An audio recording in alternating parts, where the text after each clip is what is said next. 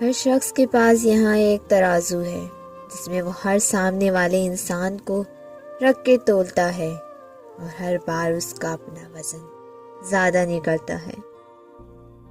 خود کو اپنے نہیں دوسرے کے ترازو میں تول کر دیکھو، خود کو بہت ہلکا پاؤ گے اس کے مقابلے میں۔ چھوٹے چھوٹے شکوے سے بڑے بڑے رشتے کمزور ہو جاتے ہیں۔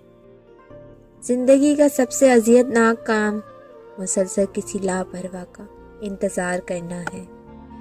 جانے والوں تمہیں مبارک ہو، اچھے وقتوں میں جی گئے ہو تم۔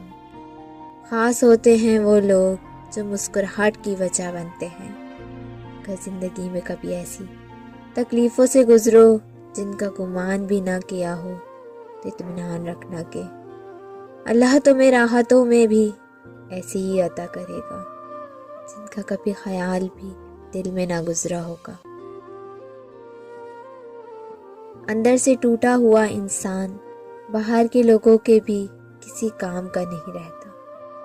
اس کے ایک کن کہنے کی دیر ہے، آزمائش کا سلسلہ ختم ہو جائے گا، دل اور ذہن کو بھی سکون آ جائے گا جب تم رب کی چاہت پر اپنا سر جھکا دو گے تو وہ پھر تمہاری چاہت کے لیے کن کہہ دے گا۔